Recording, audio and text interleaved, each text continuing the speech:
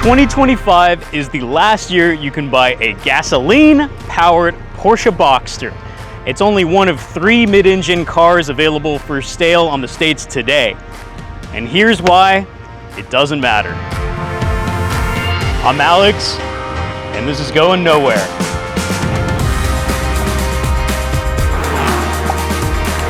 Now, the Boxster gets its name from two things. One, a combination of a Boxer type engine, and the second part of its name, a roadster or a speedster. The body style, similar to a Miata, it's a 2-seater convertible, and it's meant to be lightweight. That way you can throw it into the corners and have a good balance. And that's why Porsche also made this a mid-engine car.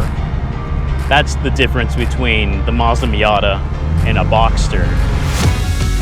That lightweight goodness really has that balance and effect for handling, putting it in the corners. That's the major difference between the Miata and the Boxster, is that mid-engine 50-50 weight distribution for better handling. And with PDK, Porsche's dual clutch transmission, you really get a better handling of everything. The instantaneous shift between gears, it's pretty ridiculous. You kind of dig into that corner and it just feels good. Yeah, look at that. You don't have to go fast on these corners, and legally you can't. But I'm still having fun, and I feel like I'm chopping up something nice over here. Every single turn just seems like a knife blade. It's just accurate, precision. In sport mode, you have to have it on. All right, we're gonna do a 0 to 60 launch.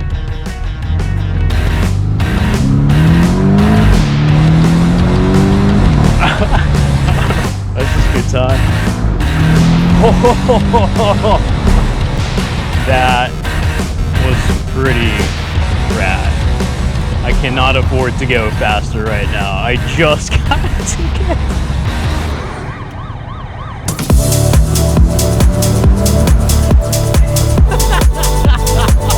Oh my God. So this thing does have hill assist control, so you're not gonna just back into the car right behind you. Since it is a Porsche Boxster, you have to have the top down.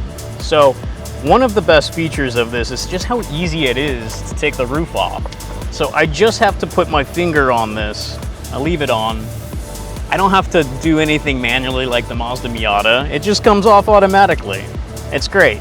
Closing it is just as easy. So all I have to do is just put this finger right here on this button.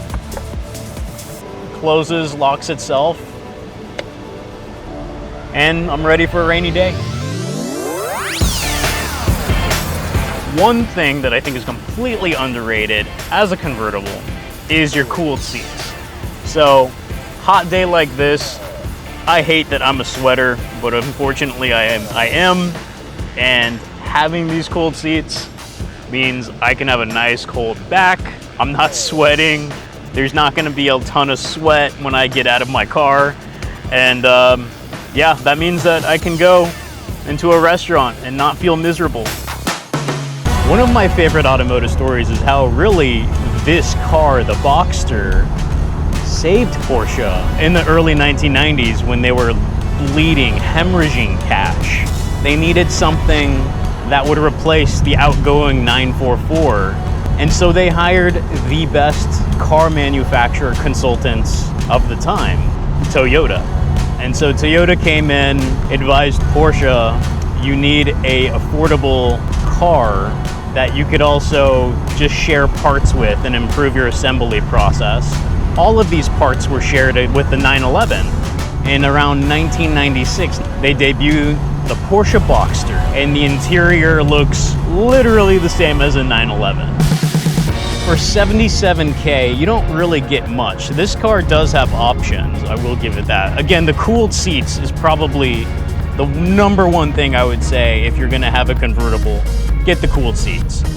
Now, let's talk about the price, because that's kind of the worst part, I feel like.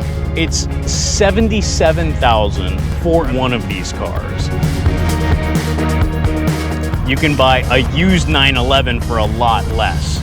You can buy 2 second or third gen Cayman or Boxsters, one for the summer, one for the winter, right? Hard top, soft top. And then you could buy also, if you really want a mid-engine car, a C8 Corvette, brand new for about $7,000 less, and you get more standard features. Having these cars on the last generation of gasoline type Boxsters is okay, because the second-hand market for these things is really where your value shines. You can get one of these earlier 4th gen models on the market for almost less than $30K. There's so many options on the used car market. They sell about 20,000 of these every single year. Just buy whatever year that's available that you could afford. They're all gonna be good. There's a lot of value in this car for 2 things, I think. As a roadster, you know, as a track car, something fun. 2, you have your weekend warrior. If you want to use this as a daily, you can, but you're gonna end up having to choose your favorite kid. I don't know if you want that family drama. Would I choose this over Miata? I actually think I would. You could get a brand new Miata as the same price as 10-year-old Cayman, you know, 10-year-old Boxster, something like that. There's like a more of a fun dynamic with this one. What makes the Boxster special is the boxer engine and the roadster body style. And that's what makes the recipe for success here.